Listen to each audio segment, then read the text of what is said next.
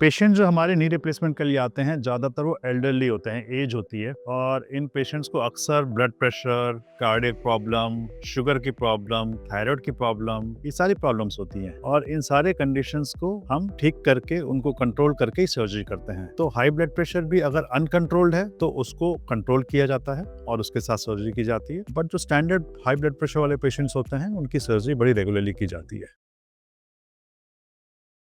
क्या सर्जरी से बो लेग्स ठीक किए जा सकते हैं? तो हमारे पास जब पेशेंट आता है आर्थराइटिस का, यूजुअली सीवियर केस में आता है जब तक कि उसके पैर में बिल्कुल ऐसे बो लेग डिफॉर्मिटी हो चुकी होती है, ऐसे टेढ़े गोलाई में हो चुके होते हैं। सर्जरी से हम रिप्लेसमेंट भी करते हैं और ये जो बो लेग है इसको हम बिल्कुल सीधा भी कर सकते हैं। तो जितनी भी ज्यादा डिफॉर्मिटी हो, आज की जो टेक्निक्स हैं, आजकल जो हमारे रोबोटिक टेक्नोलॉजी है, ये सबसे हम ये बो लेग डिफॉर्मिटीज या फिर जो वैल्गस डिफॉर्मिटीज, ये सारी डिफॉर्मिटीज ठीक की जा सकती हैं।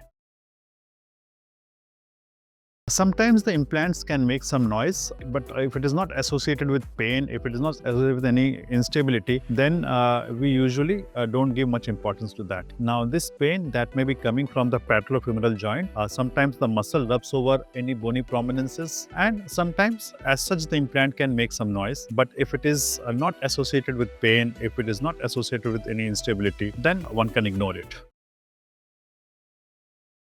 रोबोटिक टेक्नोलॉजी से मेरे हिसाब से हमारी नी रिप्लेसमेंट सर्जरी में एक बहुत ही सिग्निफिकेंट चेंज आया है। इसके पहले जो नी रिप्लेसमेंट हम करते थे वो सिर्फ एक्सरे के बेस पे करते थे और जिग्स यूज करते थे और ज़्यादातर जो प्लानिंग होती थी ऑन टेबल होती थी। लेकिन रोबोटिक से एक तो हम कॉम्प्लेक्स से कॉम्प्लेक्स डिफॉर्मिटी को भी सर्जरी के पहले ही प्लान करके हम एक डिसाइड कर लेते हैं कि हमें किस तरह से हम इसको ठीक कर सकते हैं। दूसरे, इसमें एक्यूरेसी बहुत ज़्यादा बढ़ गई है। हम जो प्लान कर रहे हैं उसको हम एक्यूरेटली एग्जीक्यूट कर पा रहे हैं, जिससे कि हमारी सर्जरी जो है और ज्यादा अच्छे तरीके से हो रही है। और तीसरा, इससे जो है पेशेंट को ये फायदा मिल रहा है कि इसमें पेशेंट की रिकवरी फास्ट हो रही है, पेशेंट को पेन कम हो रहा है, पेशेंट के ब्लड की रिक्वायरमेंट कम हो रही है, सॉफ्ट टिश्यू डैमेज कम हो रहा है। तो इन सब तरीके से पेशेंट को काफी बेनिफिट मिल रहा है। धीरे धीरे जैसा आप देख रहे हो, हर जगह रोबोटिक सर्जरी बढ़ रही है क्योंकि उससे एक स्टैंडर्डाइजेशन आ जा रहा है। इस टेक्नोलॉजी से जो कहीं भी हो, किसी भी पार्ट ऑफ द कंट्री में हो, वो सर्जरी को ज्यादा अच्छे से कर सकता है बाय यूजिंग दीज टूल्स।